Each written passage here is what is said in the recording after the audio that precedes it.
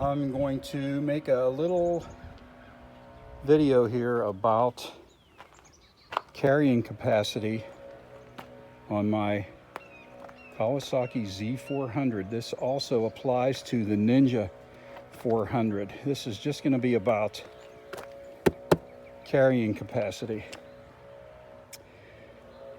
I added this trunk to this hepco becker rack, hepco becker, made in Germany. I wanted to have a rack that did not have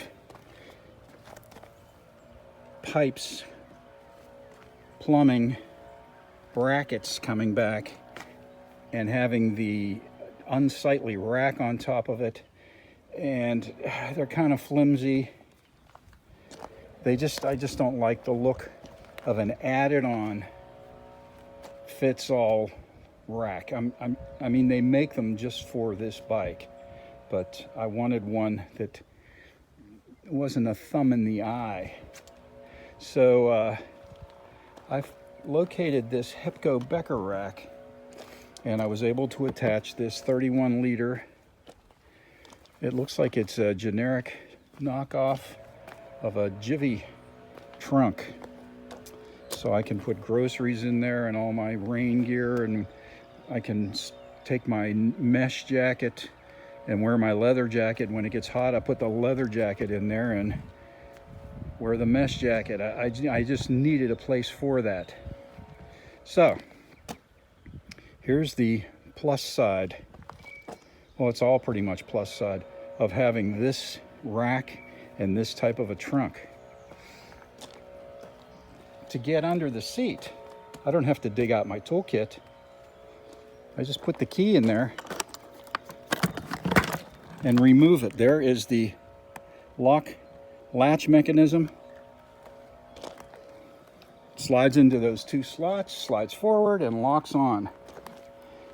Literally just a second to get it off.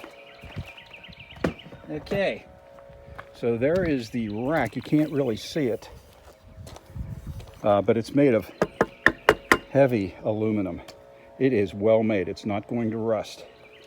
This is the rack that comes with the trunk, which I bolted on there. It just took, about 10 minutes to bolt that on.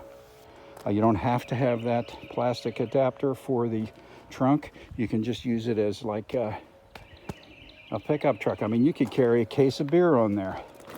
And it's got these bungee hooks, and they're also wide enough to take straps.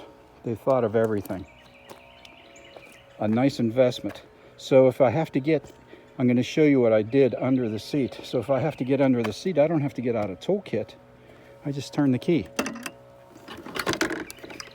It's off. That's what it looks like under there.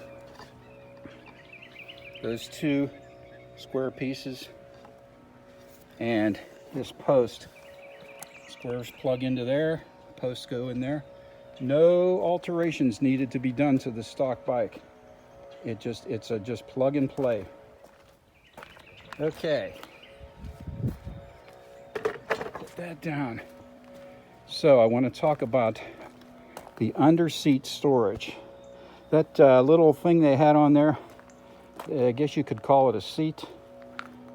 Obviously I got rid of that so I could install the rack.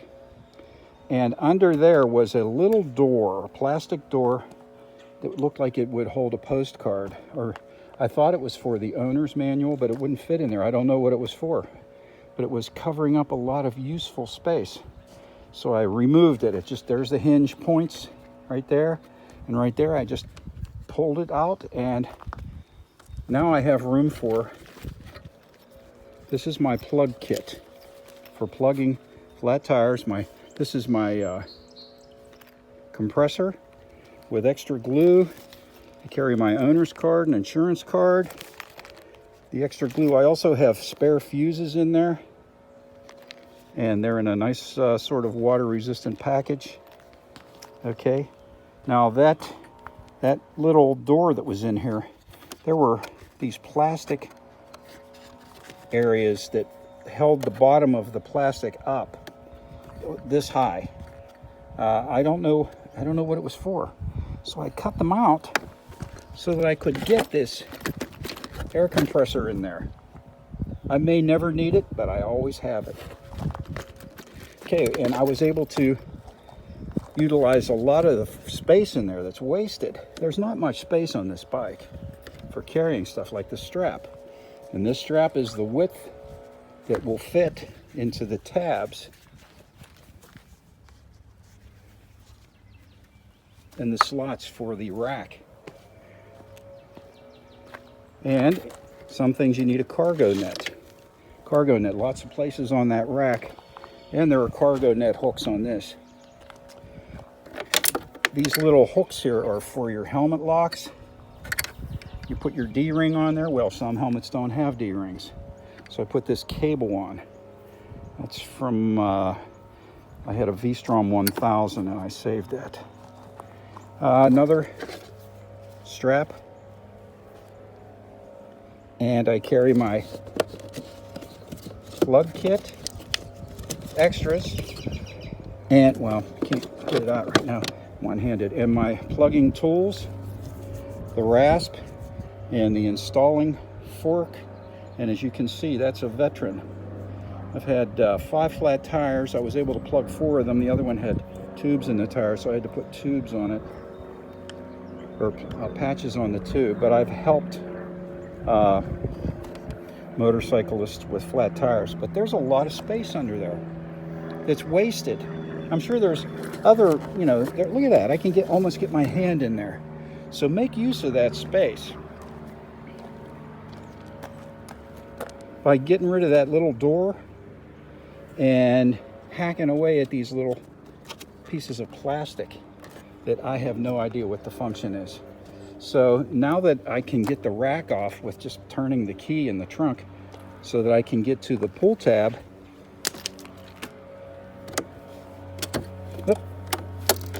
to remove the seat. Why do you have to remove the seat?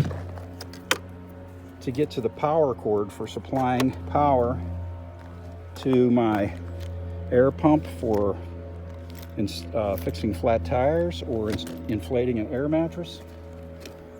Can plug this adapter in for charging my phone. Went to an auto parts store and bought this thing. There used to be a thing called cigarette lighters, and they fit in this type of a receptacle. And now I have 12 volt power for my cell phone, for charging my camera, for using on my Garmin, for my tire pump, and anything else I need 12 volts for, even charging the battery if I had to. But these plugs, I identified the hot wire, the positive wire, because these plugs are for my winter electric clothing. I have electric gloves and electric vest. And they aren't polarity sensitive, so I had to make sure I had the red for the 12 volt side. Anyway, that makes there's the plug kit that goes under there. The extra plugs and extra vulcanizing glue. Anyway, there's a lot of space under there to make use of. That way you free up your tank bag.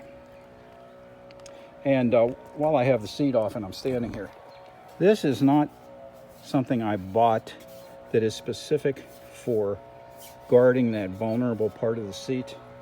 This is just contact paper I bought on eBay. I think I bought 30 inches wide by 30 inches long roll of it, and I think it was like $8. And that's just peel and stick. Just clean that off with some alcohol, the part of the tank, and cut whatever shape you want and peel the back off and apply it with a hair dryer, and it will stick. And if you want to take it off, just warm it up with a hair dryer and it'll peel off. But that's a vulnerable part of the tank. You don't have to buy one of those big things that I don't know how much they are, $15 or $20. But you can make that any shape you want. Just that's on eBay. It's called carbon fiber like contact paper. Just thought I'd pass that on. A couple updates I've done since I made my last video. I've added these hand guards. The reason I put them on is because that may help keep a lot of the wind from going up my sleeves.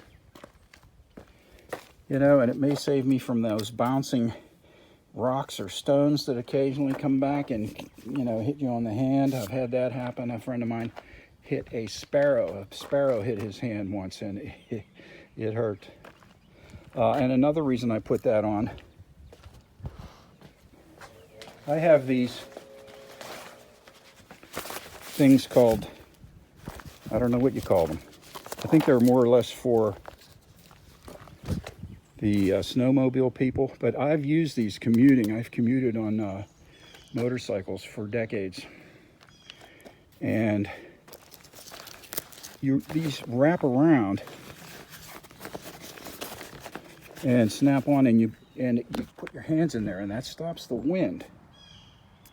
Okay, well, I put them on, and here they were blowing back from the wind at 60 miles an hour, and I didn't want them applying my brake or my clutch, so that's another reason I put these hand guards on, to keep this away from being pushed back.